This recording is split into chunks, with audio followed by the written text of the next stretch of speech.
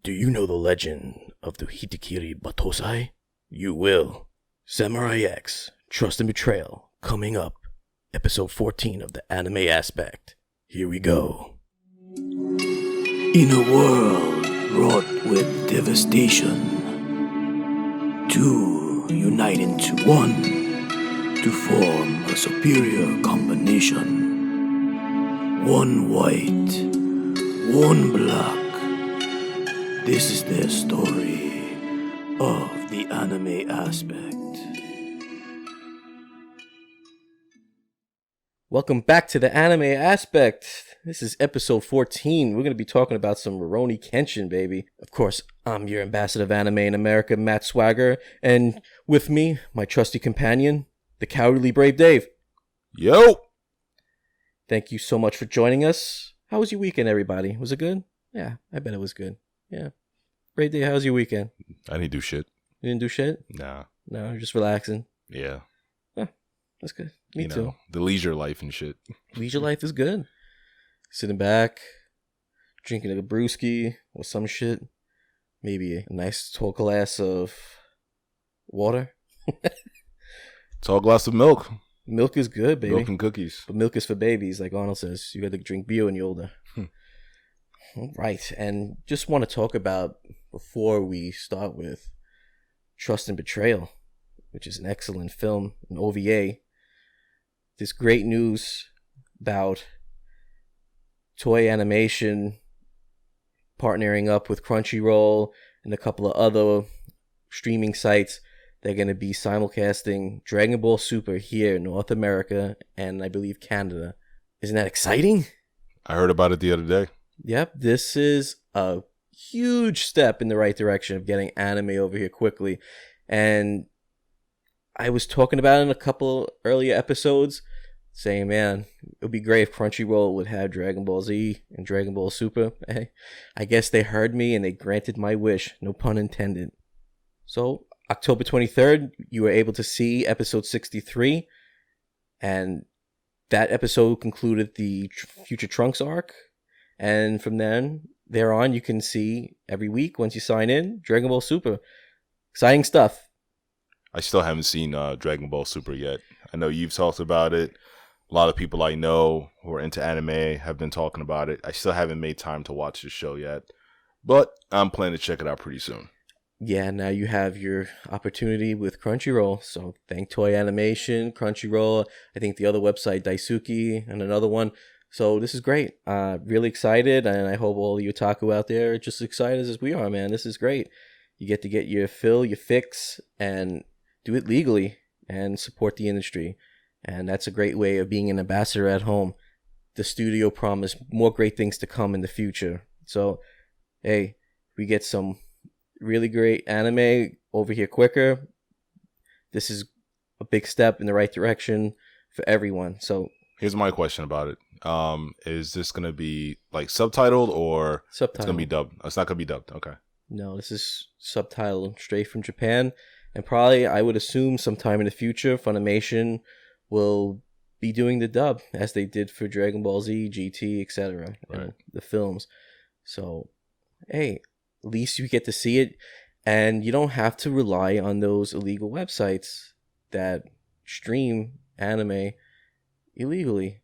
So, this is a great, great thing for the industry, having it on Crunchyroll. Of course, you're paying a subscription. I believe it's $8 a month to not have ads, to see your anime, whatever's on there, and you're supporting the industry. Just think about that. You love anime that much, now you get to see Dragon Ball Super on there, and hopefully other things to come. It's great. I'm so happy. And then you can find out on AnimeNewsNetwork.com. They're the ones that broke the news, and I'm happy to share that. Anime news doesn't seem to move as fast, I would say, as yeah, because it's not big Hollywood news. Right. I just feel like it's like once every 6 weeks there's like announcement towards anime, but like actually, traditional American cartoons and movies. They don't flood the media with that. It's a daily. I just think Hollywood moves a lot faster. Oh yeah, of course. Because the money's bigger. I mean, you talk about it all the time. The money in Japan is not that big. And this shit costs money to produce live action films, to produce animation of any sort. It costs a lot of money. Certainly does. And the Anime News Network.com, most trusted source for anime news. And I believe it. It's not just their logo. They've been around for a long time, and I've always relied on them for years for credible. They're my trusted source. Let's just go with that. They're your April O'Neil. They are, just without the jumpsuit and the big breasts. That's too bad then. I know. Okay.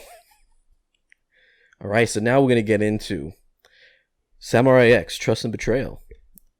Better known in Japan as Rurouni Kenshin, Tsuioku-hen. And that's came out in 1999. This is the OVA, the original video animation that I'm talking about. And at the end of last week's episode, I just said Samurai X. I tried to leave you in suspense because there's so many versions of Samurai X. Yeah, movies. Thanks for that, by the way. Not a problem. And fucking wasting my time watching the wrong one. I was like, Jesus, man, that was 90 minutes of my life. And that's a good comparison for you to make now when talking about this OVA, which I barely remember the first one at this point. Has a lot of critical acclaim, and we'll get into that. Yeah, 1999 it was released, and it was broken up into, I believe, 4 episodes, but they made it into a one big 2-hour movie, and they put some other parts into it, made it beautiful. Yeah. Did great things. And it's the telling of how Kenshin became the Hitokiri Batosai, how he became Rurouni Kenshin. And I remember when I bought the collection years ago, and that was like $100. And I believe I bought it in FYE. Fucking expensive, but it was worth it. And the cover art was great for the box. That's when DVDs were like super expensive. Yeah, I know. Now you could just I remember when the Sopranos box set was like about $100. Yeah. And I'm talking about for like one season. Yep, and this was only 4 discs. It was $100. Yeah. 4 discs. But that was like, that was the early 2000s. I mean, at this point, a lot of those DVDs you could get now for about $20, $30. It's nice because everything's digital download now. But right. It's like with a good manga, with a good comic book, you want to have it physically. You want that to display because that's something you're proud about. That's something that means something to you personally. So it's nice to have that and look back on it like, wow, look at this. This is great. I really enjoyed this, and I have it with me forever. It's sentimental. And right. I remember watching it. I was blown away by the animation, the graphic, bloody fight scenes, but not so over the top that you got lost in it. Right. And it was just great learning about how Kenshin became Kenshin. Because if you didn't see the series and you're watching this, and then you watch the series, Kenshin's like a totally different person in the series than he is in the OVA. And you understand why he's become that different person in the series because of what happened in the OVA. It's nothing like a good, devastating experience to change your way of thinking and your personality. And this OVA displayed it from beginning to the middle and right to the very end. And again, it wasn't perfect, but it was so beautifully done. The art was amazing. Some things were a little amiss, but again, probably with budget and things like that, it couldn't have been a bigger masterpiece like, let's say, Akira, Ninja Scroll, previous anime films that we talked about.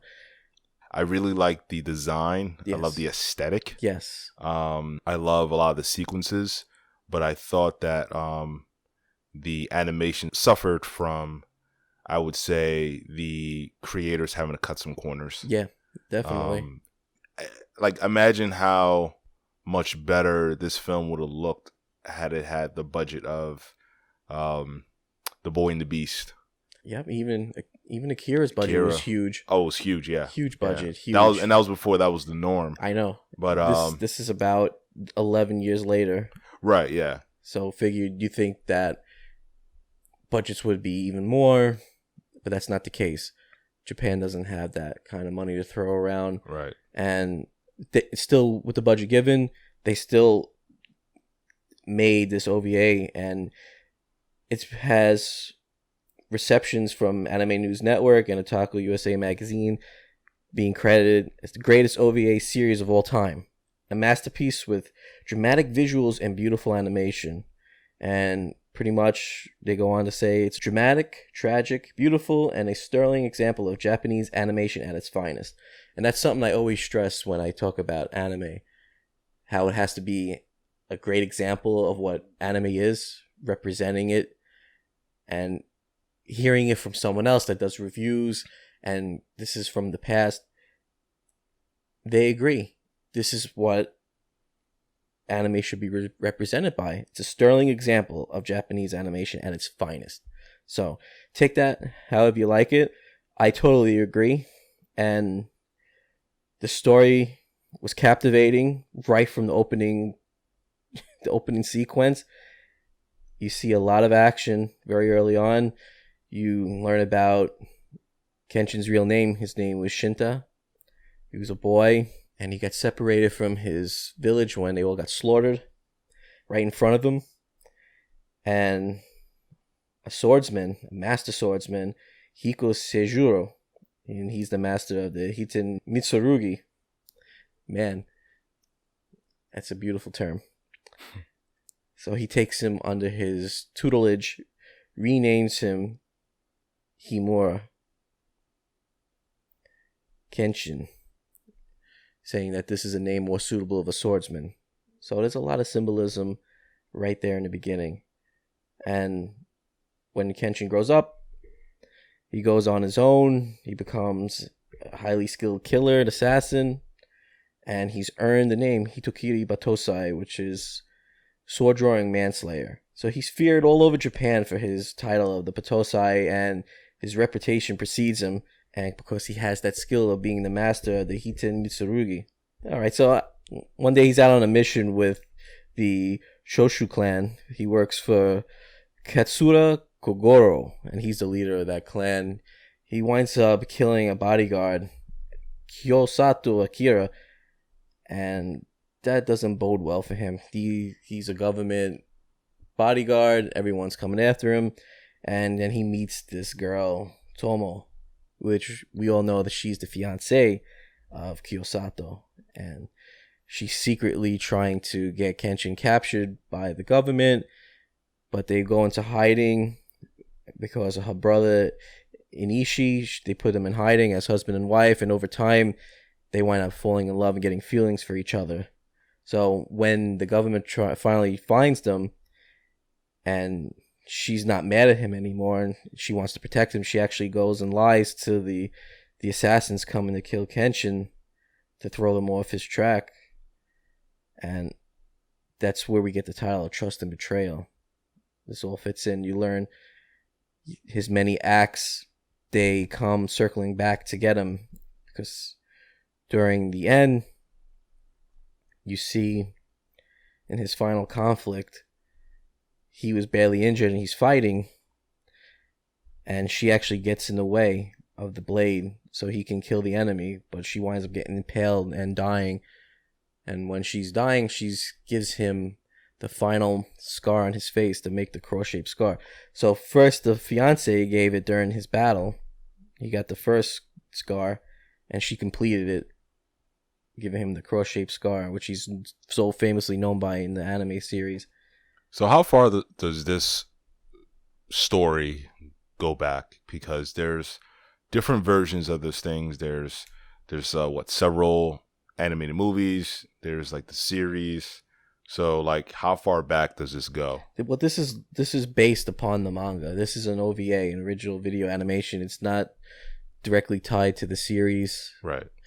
It's just a retelling, different animation style. Right. It's a more realistic cinematic art style from the series. Right. And I like that about it. It was a lot more cleaner in a way, and it just looked like it wasn't a goofy, kind of spoofy kind of film. Right. So I appreciated that. Well, the first version that I watched Accidentally. Thanks, Matt. Accidentally. That one was. I think that one looked like it was similar to the series. Yeah, it was. It was a lot more lighthearted. I mean, it had its dark moments, and I saw what they were going for. It was, like I said, it was okay. It wasn't that bad. I felt this version, was this Trust and Betrayal? Yeah. It felt and looked a lot more cinematic. Yeah. And not to say that, that's the only reason why I like this version better than the other version. I just think, like, the story was a lot better in this one. I also think the characters were a little bit more compelling. The other one, I don't, again, it kind of suffered in certain sequences from the animation. It had a very strong opening, but I really couldn't connect with the story as much. Like I said, this one is a lot more cinematic. It had a much more dramatic punch to it.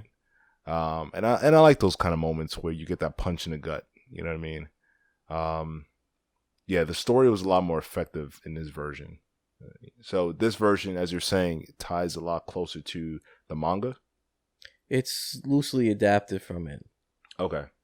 So giving it again in the acronym, the OVA, it's original video animation. So it's like,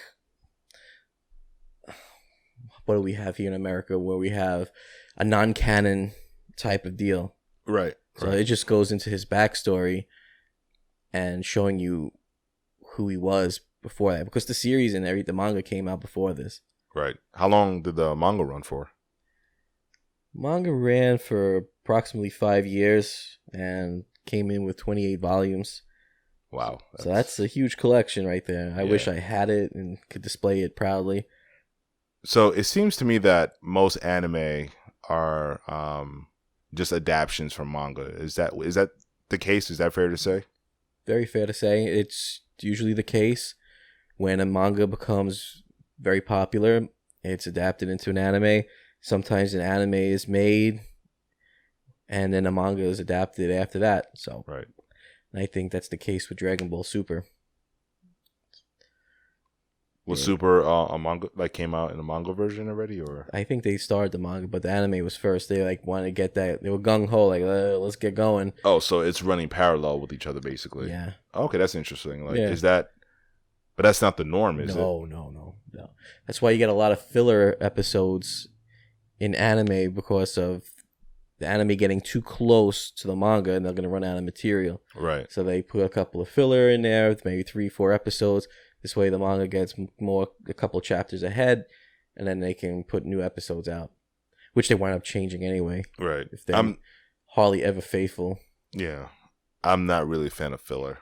Yeah. The problem with filler is that it always just feels like filler. Yeah, it's just, it's a backstory. It's a made-up story. It's going on a stupid mission that doesn't make sense. It's just ridiculous. The only time I seen a filler actually work was in Bleach, and I think I mentioned this in our early history of the show. And Bleach, the Banto arc, and you would not know, if you didn't read the manga, you wouldn't know that was a filler arc. It was that well done. It was like they were just going against another group of villains, and they were a serious threat. And it fooled me, because at that time I wasn't reading the manga. Yeah. Because that's when I first got introduced to it. And I'm like, wow, this is pretty good. That's what actually made me start watching Bleach. I remember I was saying I started at episode 92 to give it a shot. Yeah. And that was the Banto arc, right? It was like right in the middle, almost towards the end, right in that number of episodes. So then after that, I went back to 1, and then reading the manga 2 after that. I'm like, wow, this was filler. It's like, wow, that is the best filler ever. Well, I mean, if you're going to do filler, to me, it needs to have a purpose. Like, I just don't want it to feel like you're just trying to, extend this thing beyond its use. Like, I hate that. Like, the worst fillers, Naruto had one of, they have horrible filler, and everybody complains online in the forums. Kishimoto, please, would you stop killing us with the filler? Stop, and all this ranting, because it's true. He's like the biggest troll, Kishimoto, and he's always trolling his fans, and the filler is just ridiculous.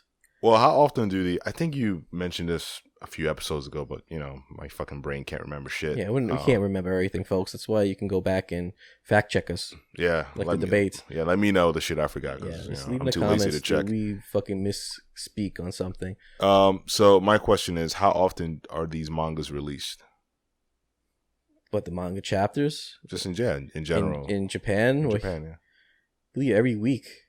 There's a chapter a week.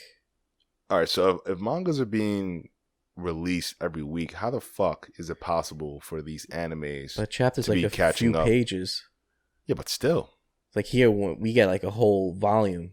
Right. When we get there, it's just a couple of pages a week. Right. So maybe 8, 10, 12 pages. Right. And that's mostly, some pages are just big action, not much is said. So you only got a few things to hold you over each week. Right. To see what's going on. It's in my opinion, it's worse than watching anime because it's shorter and it's just as exciting. And you still gotta wait another fucking week to read it. So I was like, man, I wonder if that cost them less or cost them more because they still have to print those. Right? I don't see the purpose of releasing it weekly. Because they release it in a big magazine called Shonen Jump. Oh, okay. So there's many it's different. A collection. Okay. It's a collection. All right. So it's not just one thing. So it's smart in a way for them. Okay. Because they have all their manga in that one book. Yeah. And you can read up on all of them. I think they do a similar thing with some of the European titles too. Like I think like books like Judge Dredd originally were released in like these magazines where it would be along with some other titles as well. Yeah. It is. I'm only familiar really with the American system of comics, so it's kind of new to me. I have to take you to Manhattan and go to Kinokuniya. I don't think you ever been there on 6th Avenue. By 40 something street? By Bryant Park, right across the street. Yeah, I've been there once. You been to Kinokuniya? Yeah, I've been there with Johnny and Joe actually. Oh yeah. Yeah. That was years ago. Like 12 years ago. Wow. Yeah, you should yeah. We should go stop by and cuz I was going to ask you, where do you get your manga from? Well, I originally would get my manga from B. Dalton before it was closed down. And Kinokuniya, they have stuff straight imported from Japan. Yeah, I ain't gonna be able to read that, but it's pretty cool. They actually have it. It's, manga there comes wrapped in plastic. So nice. Everything beautiful. Keeps it all together and not get bent up and everything. I only own one manga. And I bought this probably back in 2003. It was called Blade of the Immortal. Blade of the Immortal. Yeah. It was actually a really good book. Ended up buying the second volume as well. Well, look at you. But yeah, that was years ago. A little connoisseur.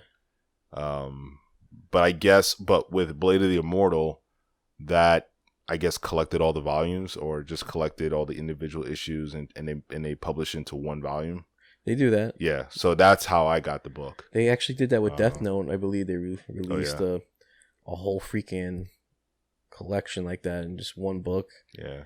But I went and bought all the volumes of Death Note. And how many volumes were there? Oh, frig. Like at least 13 or so. Okay. Correct me if I'm mistaken.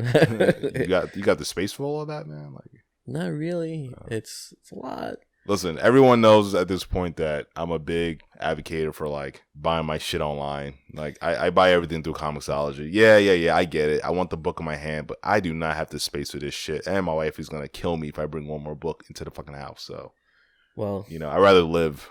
This is where you gotta make a decision. Than deal with the Polish squeeze.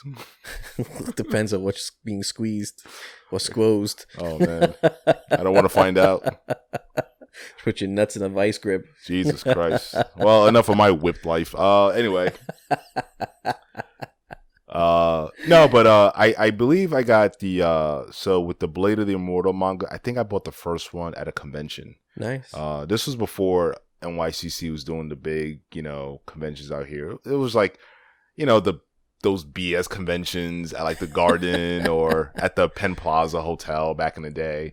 And then I got the second volume at I got it at Forbidden Planet on 14th Street. Forbidden Planet. Yeah, that's a good store. They still got some anime over there. It's really good to see going in a comic book store and you got a section for anime, manga. Right. I'm surprised it hasn't grown though. Like, you know what I mean? Because there came a point where like I just felt like a lot of the people that were in my circle, this was a while ago, like, you know, when I was in college and everything, like they were just really into anime. And at that point I really wasn't, other than like Cowboy Bebop, I really wasn't watching anime like that. Yeah. Again, I really only started like watching anime religiously when we started this show about 10 weeks ago. No, more than that. Actually, more than that. Yeah, we started like on back episode in July. 14. Yeah, so the last few months I've been kind of just indulging myself into anime. But before that, you know, occasionally I would see something, but you know, I knew people back in the day that was just really into it. But it's all we talked about in math class in high school. Sitting in the back of the class, not paying attention, just talking about Dragon Ball Z. It was like, that was fucking great. Yeah. Well, and that was at the height of its popularity here in America, Dragon Ball Z. And the thing about Dragon Ball Z, I feel like it almost doesn't even count because shit. No. And I'm not saying that in an insulting way. I kind of feel like in terms of an anime series, I kind of feel like Dragon Ball Z was like a gateway for a lot of people. Now, in terms of like anime movies, I would give that credit to Akira. Yeah. Because it was kind of like, oh shit, like what is this? We haven't seen anything like this before. But in terms of like an ongoing series, like where I'm just talking about in the States. I'm not talking about, you know, what's going on in Europe or you know, what's going on in Japan. Obviously, all this shit's coming from Japan, so they're going to have a different perspective on it. Yeah. But in terms of what's going on in the States, I felt like Dragon Ball Z was kind of like the gateway. You know, the whole connection with Toonami, that was huge. Without that, because remember, before Toonami, you know, Dragon Ball Z was on like Channel 11. You know, people were talking about it, but it wasn't until it got on Toonami. Channel 11, it wasn't consistent. Right. And it went off the air. Then you had to rely on the Spanish station. Right. That's how I saw Garlic Jr. Saga. This is where I saw Trunks come from the future and kill Frieza and his dad. And I had to listen to it in Spanish, and there's no subtitle. Well, I wasn't watching on Telemundo. And that's what I had to do to see new episodes, because it wasn't on American TV. Yeah. I had the Spanish to get it, and not the American channel. Well, it doesn't make sense. And I don't know how they got it, but I was thankful that I got to see it. Well, but what you got to understand with a lot of these networks and stations, it's like, you know, they're always looking to curate some kind of content. You know, and, you know, anime is actually really big in a lot of, let's say, Latin countries. It's just animation in general. Like, you know, you have like a lot of cartoonists, animators from like, you know, places like Brazil. Yeah. You know, Venezuela. Like Spain, Barcelona. Yeah. I mean, it's big. You know, I follow a lot of cartoonists. I really do. I follow a lot of these guys online, and a lot of these guys come from like Latin America, you know, and sometimes, you know, they get a lot of this stuff later, but the job of a lot of networks and stations are to curate a lot of content. So they'll bring in shit from all over the world, you know, so, and again, so my point originally, going back to what we were talking about a couple minutes ago, was that I kind of feel like Dragon Ball Z doesn't count because like everyone watched it. You know what I mean? So like, if somebody tells me, oh yeah, I'm a hardcore anime fan, I'm like, okay, so what have you watched? Dragon Ball Z? Yeah, no shit. Like, what have you watched? Then, like, so, like, I watched Dragon Ball Z, but that, I wouldn't say that made me like a hardcore anime fan or otaku or anything like that. So you see what I'm trying to say here? Like the guys who were like, so the people that went beyond Dragon Ball Z, I felt like, okay, you're really into this shit. Yeah, you know what I mean? That series helped in doing that, right? Because at that time we really didn't have any other outlet, right, to see anime, right? But what was on TV, right? And that opened the door. I mean, Dragon Ball Z opened the door for Naruto, right? Like there were a lot of people into Naruto back in the day. I was like, okay, what is this? Like, I didn't really give a shit. Like, I wasn't like, all right, whatever. You heard about Naruto before it came into America. That's how. Right. That's when you know the underground is coming above ground. Right. And this is where anime is starting to see the light. Like, wow, who's this Naruto? And Naruto. And then I would see these. And then, boom, I would see these kids. I would see these kids with the bandana shit on their heads. You know what I mean? What do you call that shit? Yeah, the headband. The headband. I'm like, what is this shit? I didn't understand what was going on. I really didn't. Because I was into, again, just traditional American comics. Yeah, you're. You just weren't privy to the knowledge that some of the other people that are into it were. Right. And sometimes it missed me too. Yeah, I'm grateful for Dragon Ball Z. I'm grateful for Sailor Moon, for Ronin Warriors, for all these things that were in the past and that helped the popularity continue to grow. People requesting it, people wanted to see more on Toonami. Actually, we lost Toonami and we only got it back a couple of years ago. Yeah. So that speaks mounds. Toonami was so big, man. I mean, it really changed the game. Yeah, I would prefer it on a little earlier than fucking 11, 12 o'clock into 3. Because that's where they put the boring shit. Well, it used to be at 4 o'clock? Yeah, back in the day? Fine with me. You don't have to put stuff that's not bloody and gore. Save that for at night. Yeah. You could have 2 different Toonami. You could have just Toonami. And you can have the Adult Swim Toonami. Yeah. And at night. And then something like One Punch Man, you don't need to put it on at fucking 12 at midnight. No, put that on at 4 p.m. Yeah, that's not because the whole purpose of it. It's not that bad violence wise. Yeah, you see them explode and shit. But come on, man. You don't let your kid watch HBO? You don't let them watch these things? We're not telling you put your 5-year-old in front of there. If your kid's 10 up, I think it's suitable. Right. And things like Ghost in the Shell and with sex and nudity and things like that, yeah, put it on a little later. Use your judgment. Because I know I don't want to stay up to 2, 3 in the morning watching that. Waiting. Yeah, I mean, I'm tired. I got other things to do. I got a big schedule.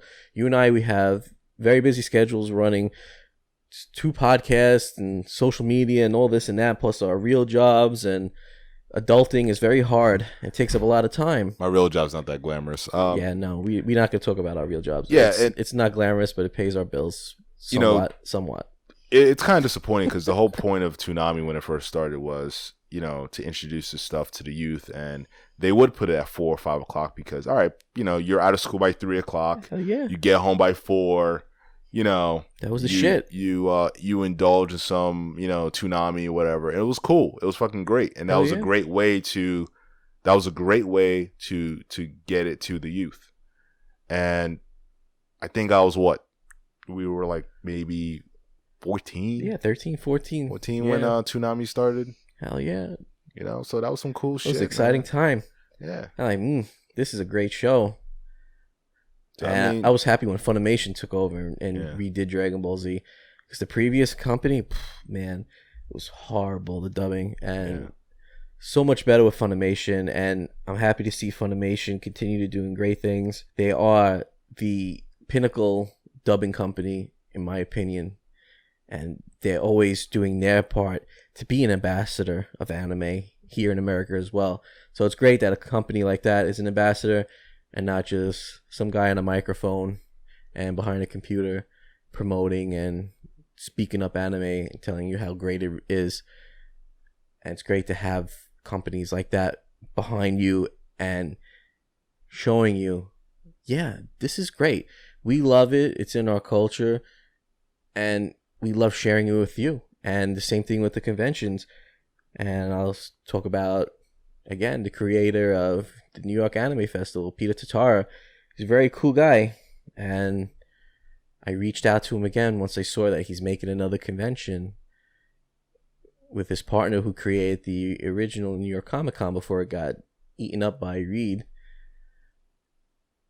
And we talked and told him that this is great that you're bringing another convention here to the Javits Center in New York. So great. Let me know if you need any assistance, and love to do a live episode at the convention. And he was all for it. So definitely November next year, keep an eye out for Anime NYC. Go check it out, animenyc.com. It's going to be really huge, I'm telling you, and you'll see us there, Brave Dave and I, and we'll be doing an episode with the anime aspect. How cool is that? Hell yeah. Feel free to drop by our booth and, give me a few bucks or something. Nah, we're going to be on stage, he said.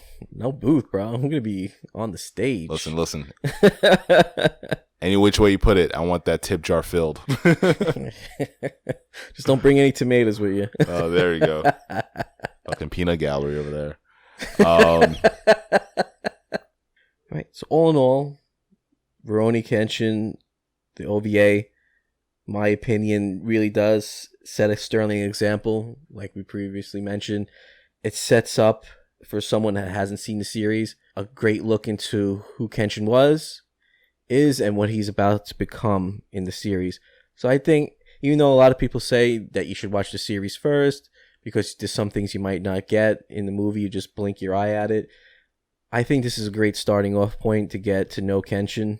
Is it like a Star Wars thing where, like, you have episode 4, 5, and 6, and then episodes 1, 2, and 3 will have better meaning because you understand the implications of certain things? Is that where people kind of going with this? Yeah, apparently they're going with, there's some things that happen in the series that you'll see reflected. Right. Like at the end, he meets his rival that's going to be in the future, which would be in the series that's already happened. Things like that. You wouldn't know. Is it the little kid? The little brother, is he the one that ends up being the rival in the future? Those two assassins at the end, one of them towards the end of the movie, right? Yeah, at the very end, before he disappears. So gotcha. One of them, and we'll let you guys figure out who it is, and who you probably already know. It's weird to me because with the little that I've seen from the series, by that I mean, like, I watched a little preview, the tone seems completely different. It's completely different because this is a pre-telling, and that's where I'm look at people like with that mean face, like, what? With the question marks, like, this is a great starting off point to get to know Kenshin and then watch the series, because he's the different person. He's that person that carries his Sakabato, the reverse blade sword.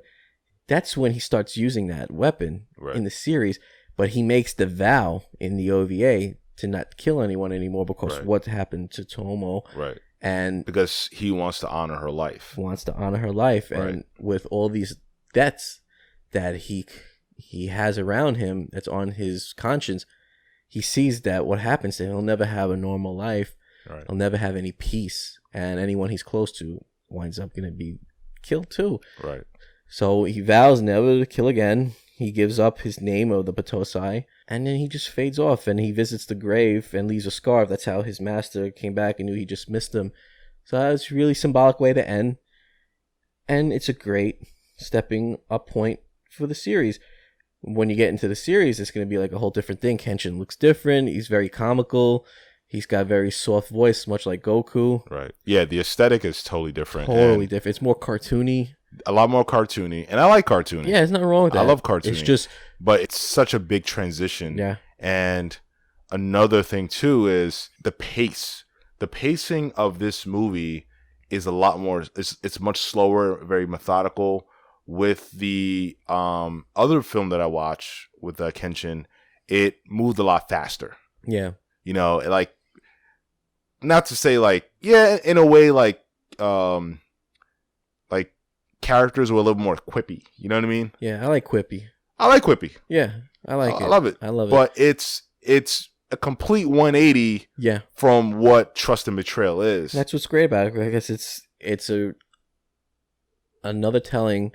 It's not related to the series directly. Right. It sets up... It's like let's take the Batman games, for example. They start with Arkham Asylum. Right. And then they come with Arkham City. And then they go to Origins. So they're going back early years of Batman after we already get 2 games. Yeah. They're giving us that crap before they give us Arkham Knight, the last game. So that's kind of what this is. You had the series, you had the manga, you have a couple of the movies, and then we get this beautiful OVA. Right. And then that's it. So the series is great. Nothing wrong with that. It's just this artist's style was more cinematic, more realistic, and it just worked. It's a lot more graphic. Yeah, man, Yeah. so bloody and graphic, and it just worked. It took beloved characters that you knew and ones that you didn't know, put them in a great story, and you got to know more about the man who you didn't know really much about. That he's the Hitokiri Batosai. That's all you would. In English, it's always they call him the Batosai manslayer. Right. So, Batosai really means that he draws a sword. Okay. Hitokiri is the manslayer part. So they don't say Hitokiri in English. So they call him the Batosai manslayer. And he's like very soft spoken until it gets time to fight an enemy, and then he gets all serious and whips ass. Gotta fuck shit up. He fucks shit up, but he doesn't kill anybody. But you see, like, when he strikes someone with his sword, you'll see like the indent of the sword into their chest or wherever he's hitting them. It's so cool, but they're not bleeding and they're not dead. Right. So that's how powerful his technique is still, that he doesn't have to kill anyone but still incapacitate them. So overall, how did you feel about the series? I like the series. I didn't have any problems with it, and it was a great story, and it was another early anime that I seen, and totally dug it. And then when I saw this, it just like blew my fucking socks off. Yeah. With the animation and the storytelling, it was just beautiful. Yeah. Another beautiful story about someone I already knew in a different series, but I got to learn more about his past and see how troubled he was and what he did to get to the point he was in the series. Right. So it's great. It's the character's journey. Yes, and it's just a different telling by a different artist, director, and I'm sure you'll love it. If you haven't seen the OVA, definitely go get it. It's on Amazon or however means you want to go see it. Yeah. Like I said, I really enjoyed it. My only gripe is that, the animation is not up to par in every scene. But other than that, I really connected with the characters, the story, the action. I like the brutality of some of the action scenes.